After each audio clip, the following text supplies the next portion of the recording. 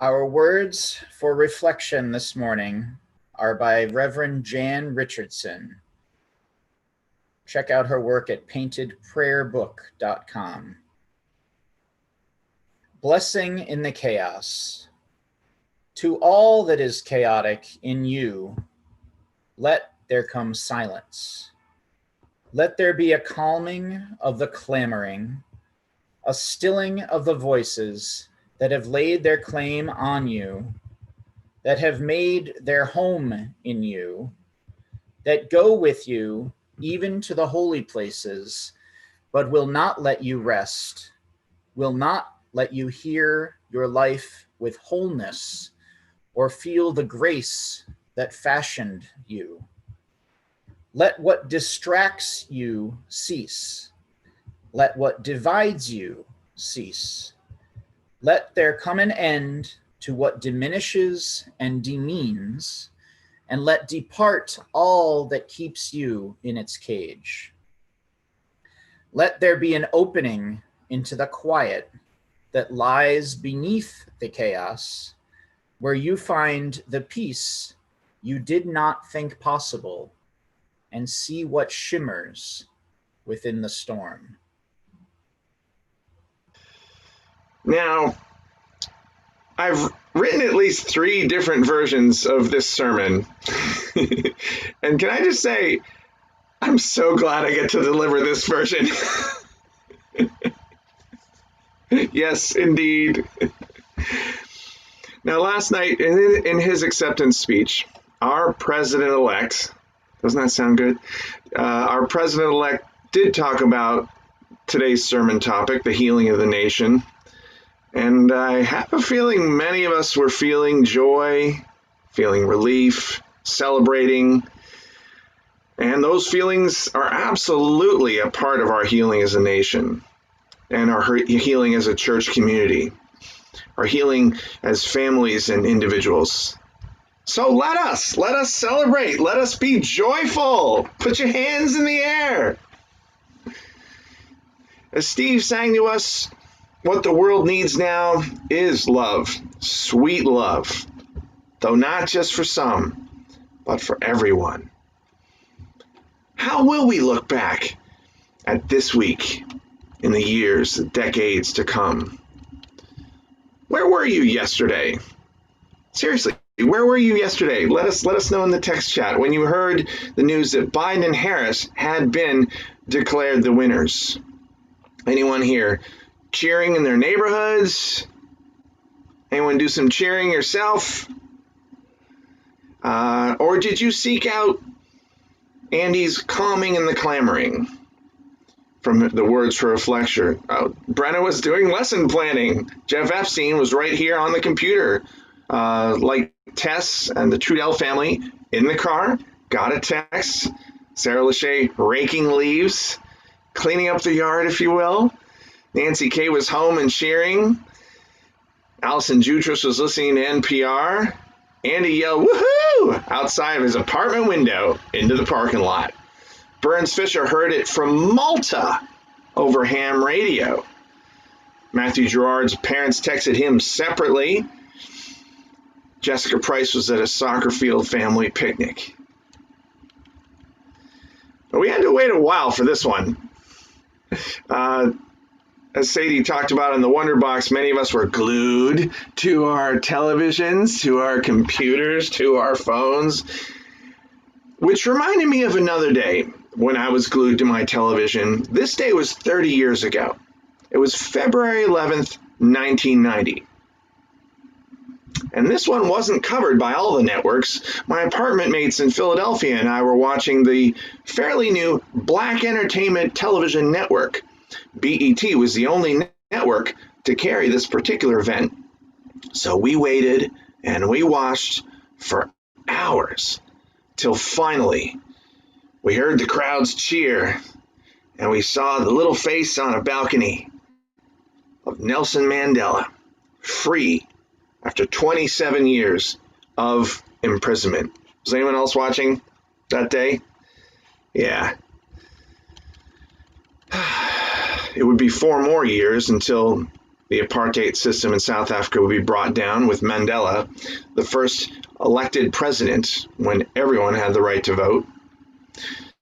But like our election this week, their election did not solve all the problems. So in 1996, Archbishop Desmond Tutu and many others began the Truth and Reconciliation Commission hearings.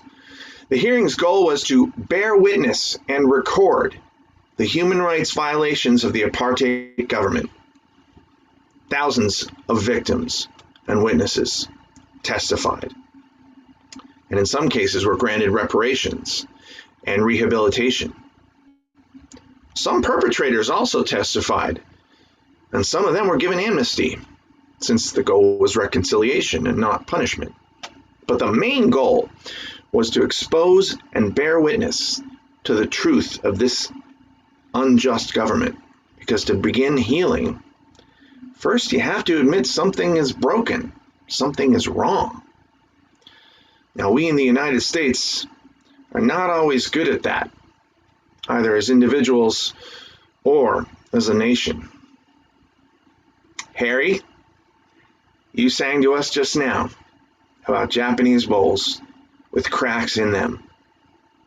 And I am also like one of those Japanese bowls with some cracks in me.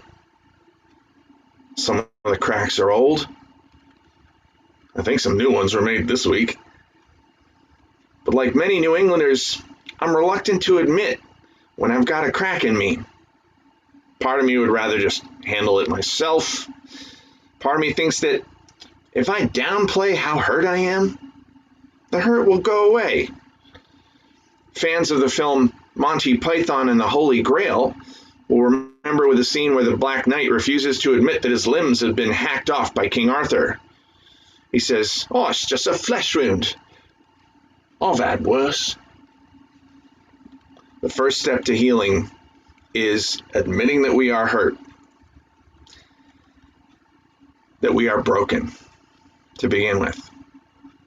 And there's no shame in admitting that we need healing. The Japanese bowls refer to the practice called Kenzugi, and I so appreciate the images from this video along with Harry's beautiful singing. And some of you know Kenzugi process of repairing bowls using gold. So the unbroken bowl was beautiful, but the broken and the repaired bowl is more beautiful, is more valuable, more unique. As individuals and as a nation, we're often stronger in the broken places. The first step to healing, though, is admitting that we are hurt, admitting that we are broken. I talked with many of you this week, talked with a group of you on Thursday night, and we shared how horrified, how sad, how disappointed we were that nearly half this country voted for a racist, sexist bully. You shared the election results in New Hampshire with me, how discouraging they were, how heartbroken you were. And on Wednesday morning, my neighbor was almost crying when she said to me she had been hoping for a blue wave that never came. And another neighbor said she was in shock, surprised at how much racism exists. But my neighbors are mostly white. My friends who are people of color were not so shocked, not so surprised. They were also not shocked 4 years ago during our last presidential election. My Native and Indigenous friends remind me that this country was built on land stolen from Native Americans. My Black friends remind me that this country was founded by and has been ruled by wealthy white men who mostly got their wealth thanks to slave labor. So to these friends, millions of people voting for a racist, sexist bully doesn't mean our country is broken. It means it's working as it was designed. As computer programmers say, it's not a bug, It's a feature. In 1935, the poet Langston Hughes said, "Oh, let my land be a land where liberty is crowned with no false patriotic wreath, but opportunity is real and life is free. Equality is in the air we breathe." He says, "There's never been equality for me, nor freedom in this homeland of the free." Now, as a white person, this is difficult for me to hear. It makes me uncomfortable. But my discomfort is not as important as the truth. In February, when we were still in our sanctuary, I quoted you the words of Nicole Hannah Jones, founder of the New York Times' 1619 Project. Hannah Jones tells us the United States was founded not as a democracy, but as a slaveocracy.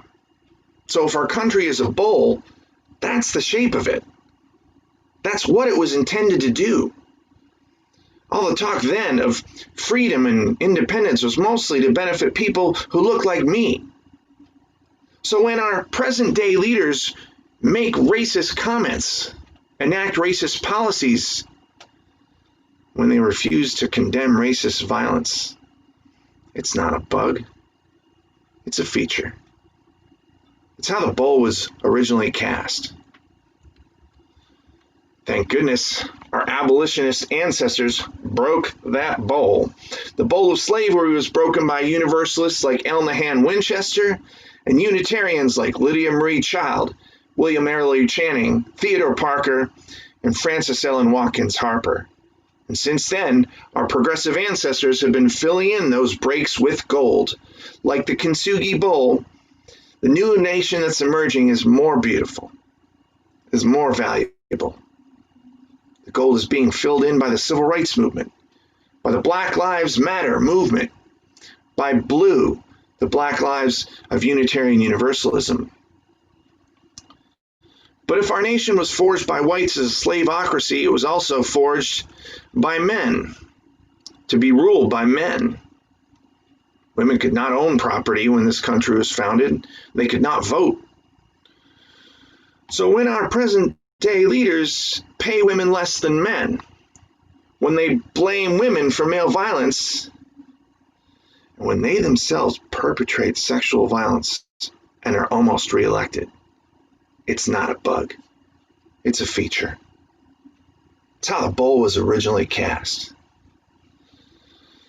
Thank goodness our suffragist ancestors broke that bowl, including Universalists like Olympia Brown, Unitarians like Elizabeth Cady Stanton, Lucy Stone, and once again, Frances Ellen Watkins Harper worked for the passage of the 19th Amendment, and since then, each wave of the feminist movement has been filling in those breaks with gold.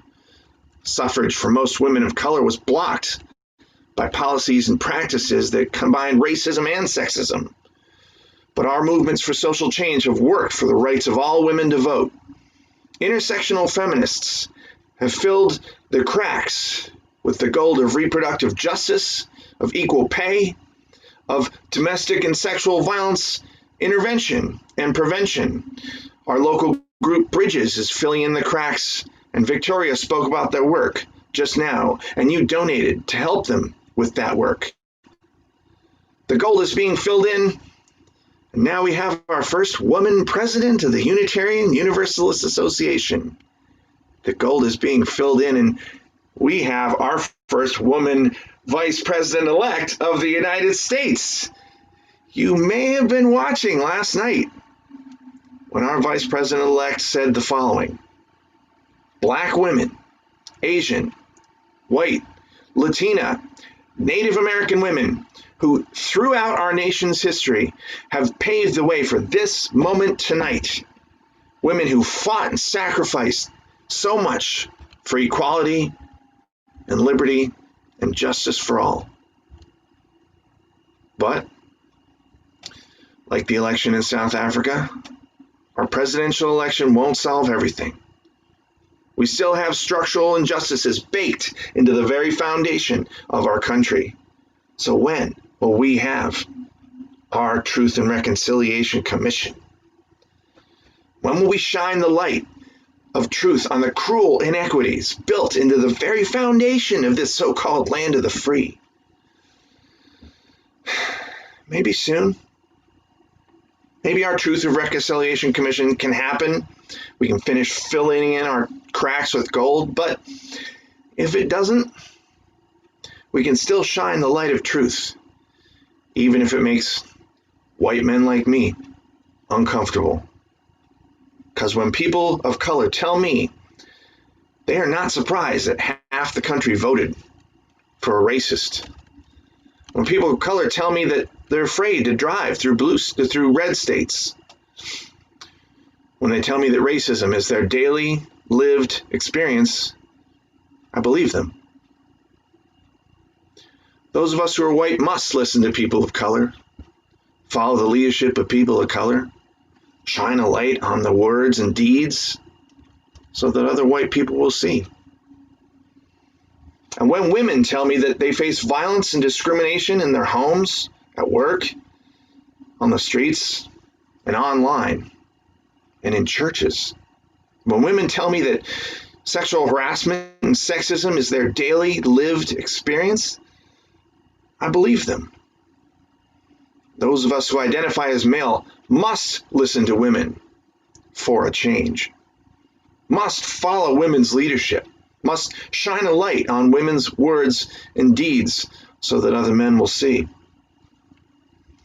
And those of you who are women, those of you who are people of color, those of you who are women of color, you can do as Maggie Kuhn said, speak your mind, even if your voice shakes.